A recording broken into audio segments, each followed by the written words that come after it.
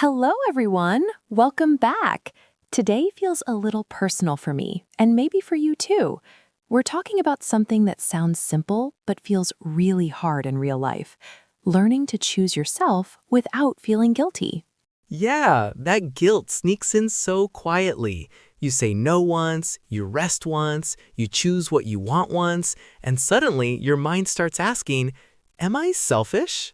Exactly. And if you're in your 20s or 30s, this feeling can be everywhere. Work, family, friendships, even relationships. You want to be kind, helpful, and loved, but you're also tired. I think a lot of us grew up learning how to please others before learning how to listen to ourselves. So choosing yourself can feel like breaking a rule you never agreed to. That's such a good way to say it. Today's conversation is for anyone who feels heavy after saying no or anxious after putting themselves first. And we'll talk honestly with real stories, not perfect advice, just two people figuring it out together. If this topic touches you, please like the video, subscribe to the channel, and don't forget there's a PDF with the full conversation, so you can read it again anytime. All right, let's start. What does choosing yourself really mean in everyday life?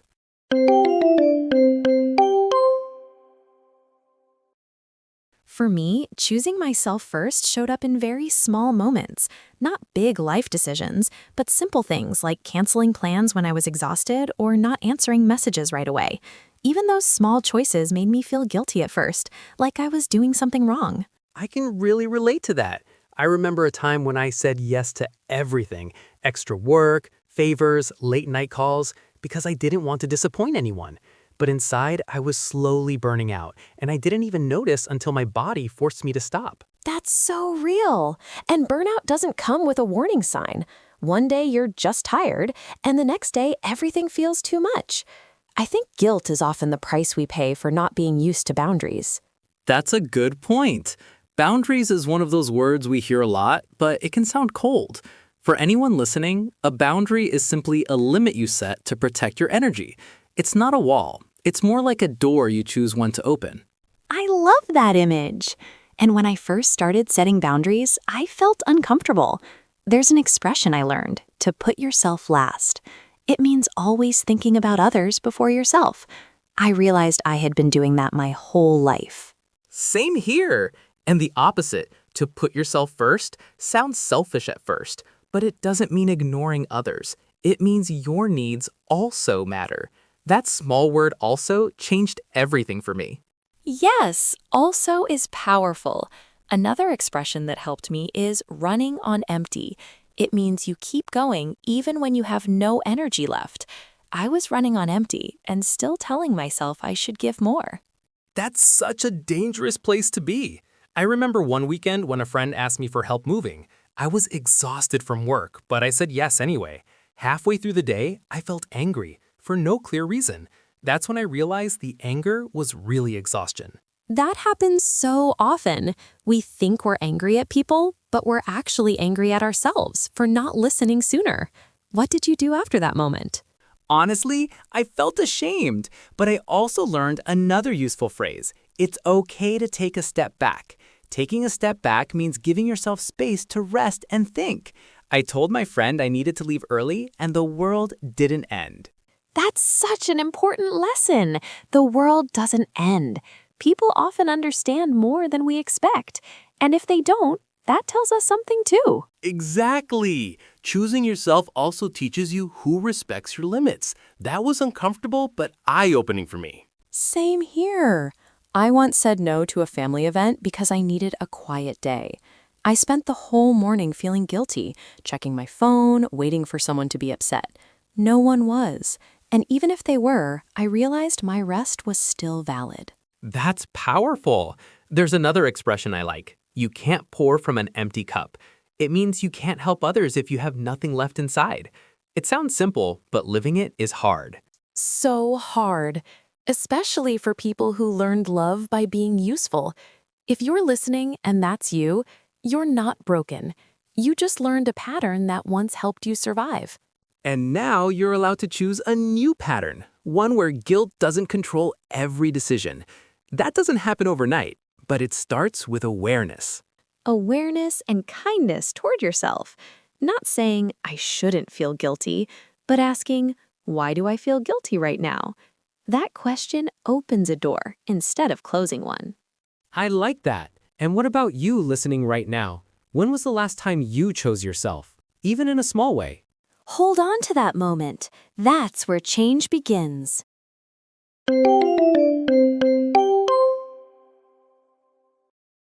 When you asked that question, when was the last time you chose yourself?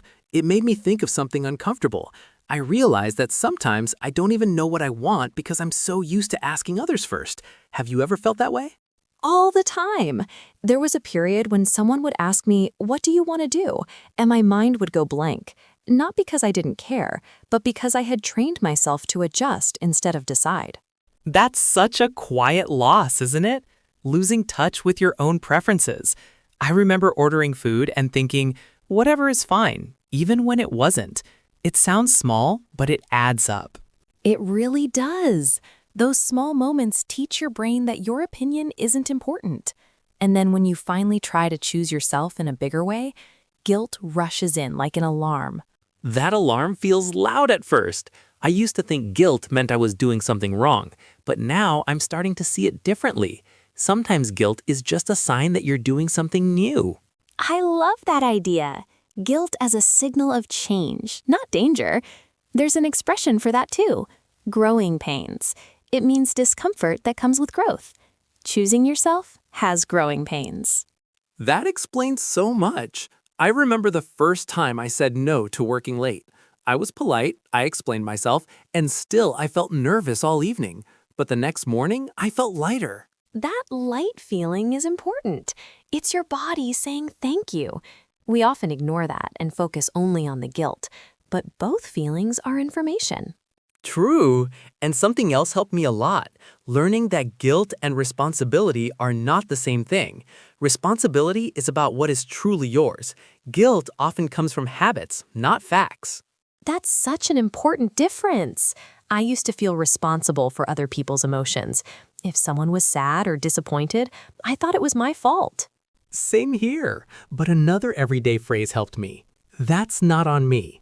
It sounds a bit strong, but it simply means this is not my responsibility. Other people's feelings belong to them.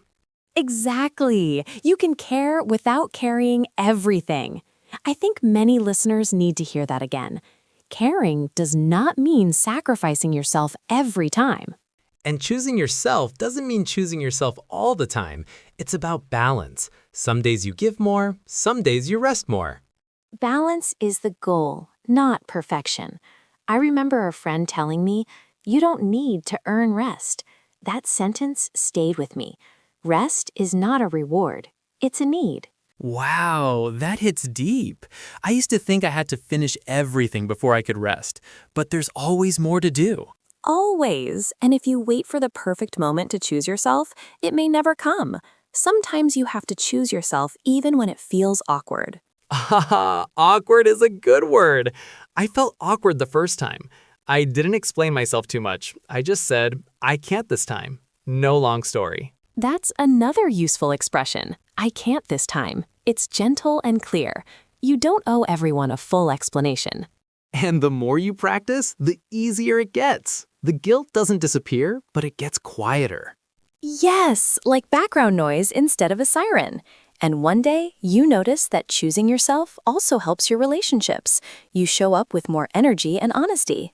That surprised me the most. I thought people would like me less, but real connection actually grew stronger. Because it was real. You weren't pretending anymore. And that gives others permission to be honest too.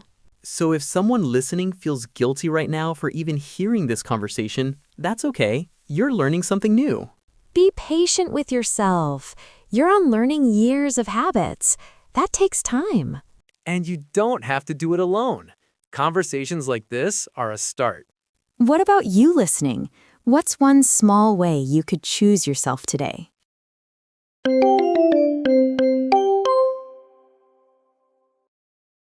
When you asked about choosing yourself today, something came to my mind immediately.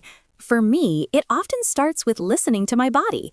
If I feel heavy, tired, or tense, that's usually a sign I've been ignoring myself again. That's interesting because I used to ignore those signs completely. I thought being tired was just part of being an adult. But over time, I realized my body was speaking long before my mind understood. Exactly.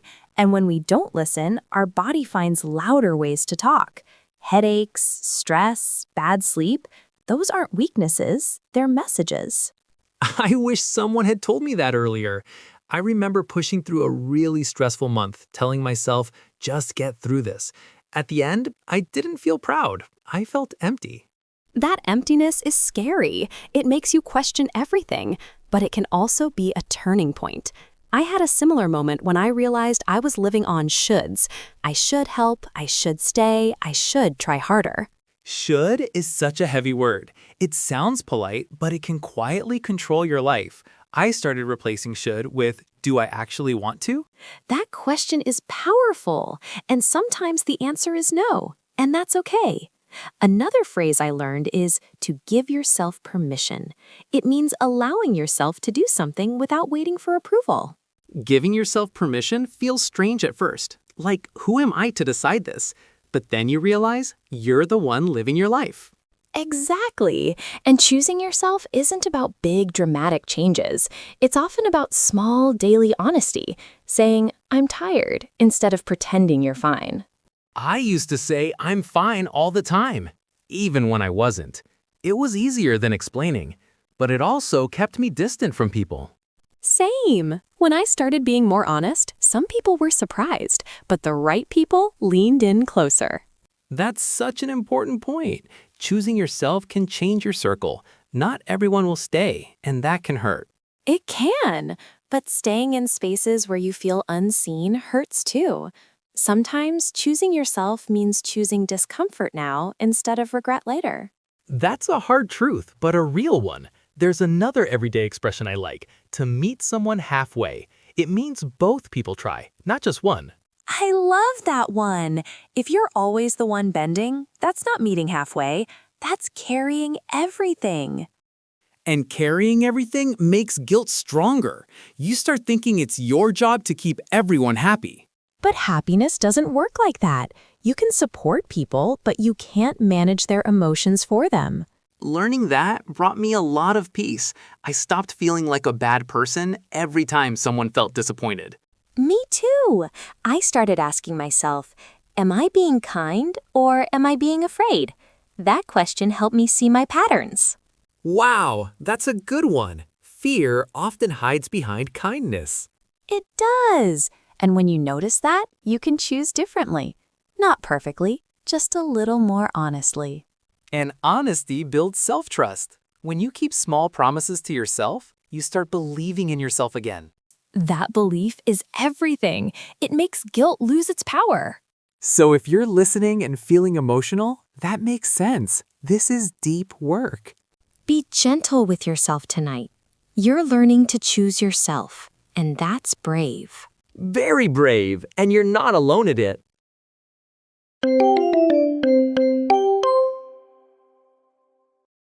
As we come closer to the end of this conversation, I keep thinking about how choosing yourself changes over time. At first, it feels loud and scary. Later, it becomes quieter, almost natural. Have you noticed that too? Yes, very much. In the beginning, every small no felt like a big emotional event. My heart would race, and I would replay the moment in my head again and again. Now, it feels more like a calm decision, not a fight. That calm is something I didn't expect.